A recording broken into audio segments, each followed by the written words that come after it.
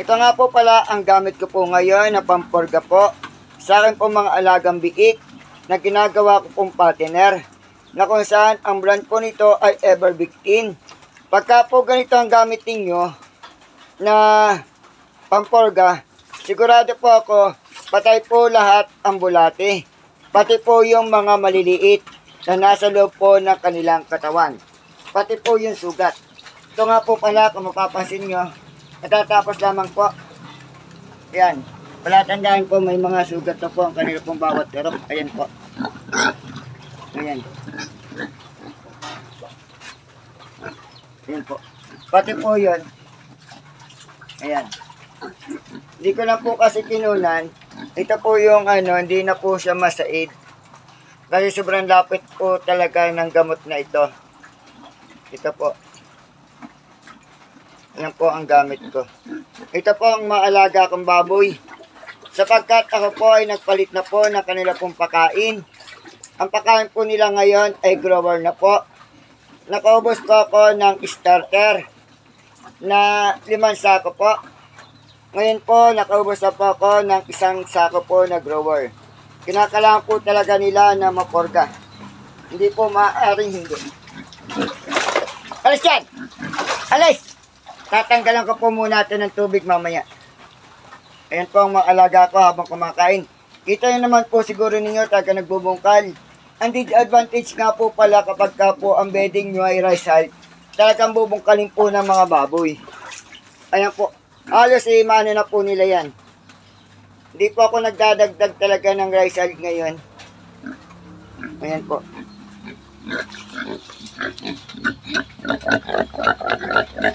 Kasi pagka po sila naiinip, pinubungkal po talaga nila. Kung mapapansin nyo rin po, may mga sugat po yung baboy ko. Gagaling po yan kasi nagturok po ako ng Evervictin po. Kasi gamutin po yun sa sugat.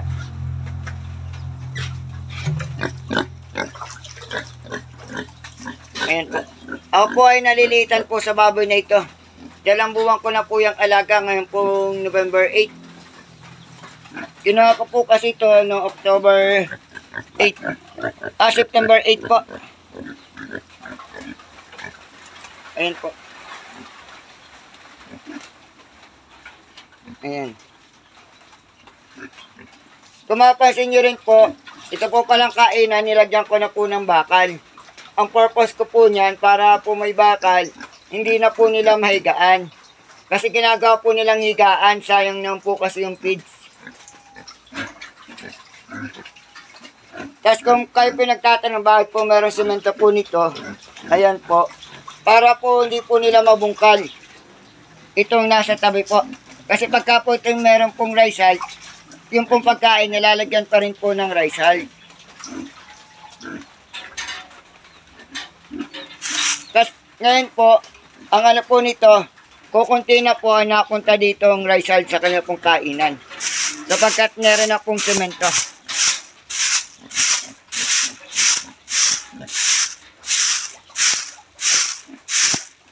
Sana nga po itong baboy na to, ay umano na po sila. Tumaba na po at mabilis pong lumaki. Kasi tinurukan ko na po, hindi na po gumamit ng powder. Dati po ginagamit ko po mga powder po ng pampurga, ngayon po ay turok na. Napakalapot po pala ng gamot po para po sa pampurga. Hindi po katulad ng ibang mga gamot na hindi po malapot.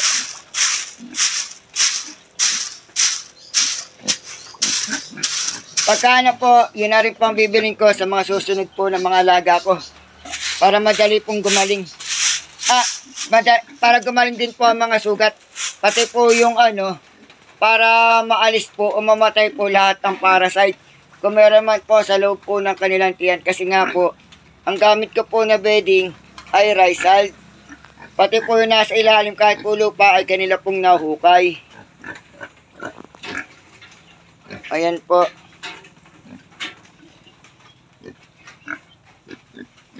Lima lang po ang partner ko. Ngayon po, ang presyo po ng baboy dito, yung pumbuhay na partner, ay naglalaro po sa 155 hanggang 125. Pagka po 80 kilo, yan po ay 160. Pero pagka po 70 na, sorry po, bagay po 80 kilo, yun po ay 155. Pag po lumampas, bumaba po 70, yun po ay 145. Pagka baba pa rin po doon, naging 60, 135. Pagka mani pa rin po sa 50, yun po ay 125 na, kaya po halos ay lugi. Kasi ang gagawin ko nga po pala, para hindi po ako malugi, ibebenta ko po itong baboy ko sa loob po ng 4 na buwan para po siksik na po ang timbang. Pag po kasi 3 buwan pa lamang, kahit po malaki, magaan pa rin po sa timbang. Yung po ang naano ko, obserbahan ko, yung po ako nagbebenta, kala ko po malaki na, maano na po ang timbang, mabigat na. Yung pala po, hindi pa rin, tagang magaan pa rin. Madaya po tagang tingnan kapag ka po malalaki. Pero kapag ka po 4 na buwan, dapat po kasi ang baboy ibebenta po ng sa loob po ng 5 buwan, kasama po ng kayong pagkapanganak, 150 days po. Yun po ang aking, ayun po yun sa aking karanasan. Ayan po.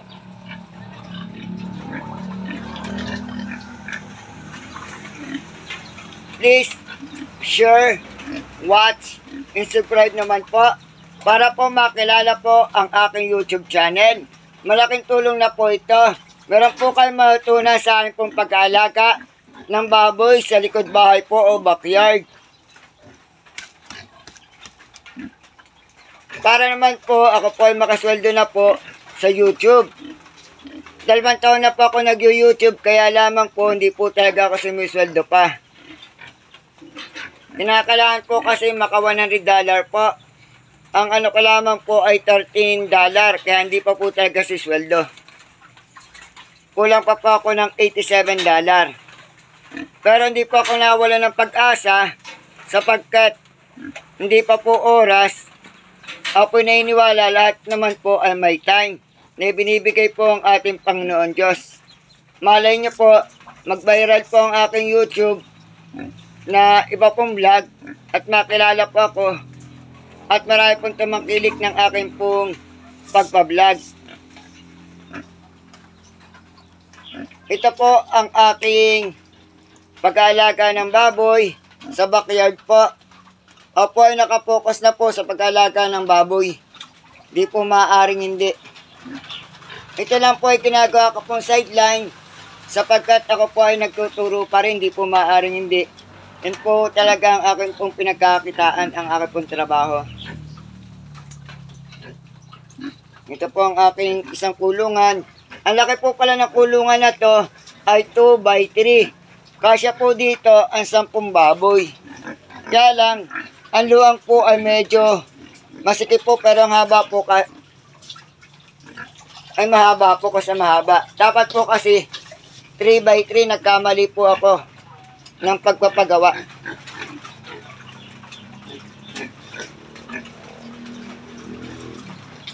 Ayan po.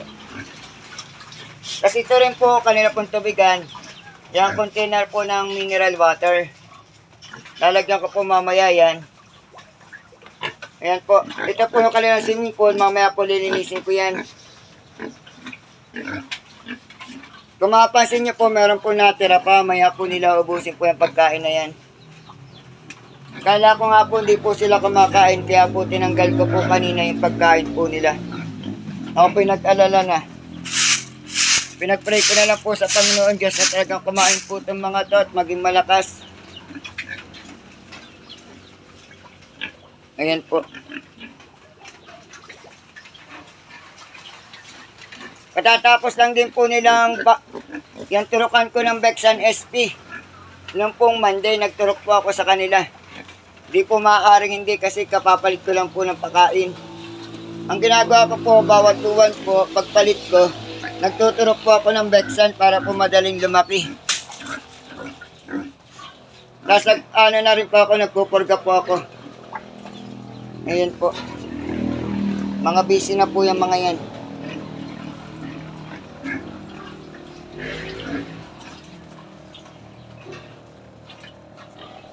Panoodin po muna natin habang sila po ay kumakain. At naglalaro na po yung mga yan. Ayan po. Ito lang po ang alaga ko. Meron pa rin po akong alaga, mga manok po. Meron pong native. Meron pong pato. Ako nga po pala ay nagbenta ng alaga akong baby. Alaga pong 200, babae po. Ayan, natutulog na po, nagpapahinga na.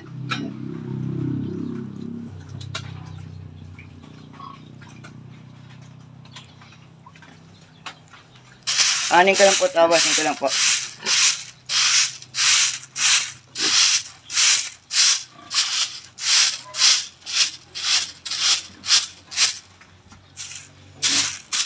Alis mo na, alis, alis.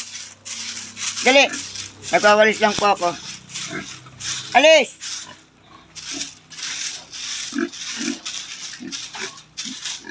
Ang mga baboy nga po pala ay matatalino.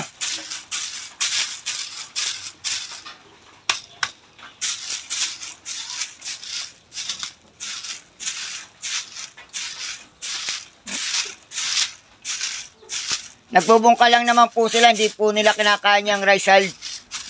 Kasi libangan po nila yan.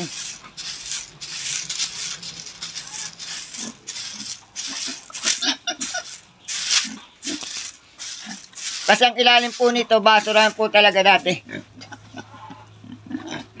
Kaya kung mapapansin nyo po, may iba't iba pong mga basura pa dyan.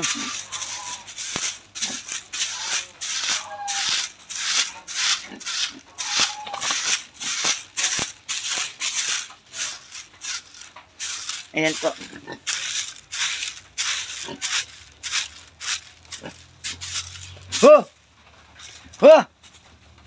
Yan.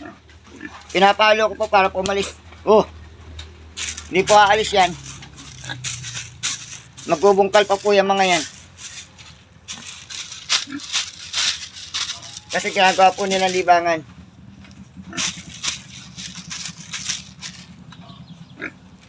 Ayan po. Lord God bless you. Lord God love you. Sumayin niyo ang pagpapala ng Panginoon Diyos.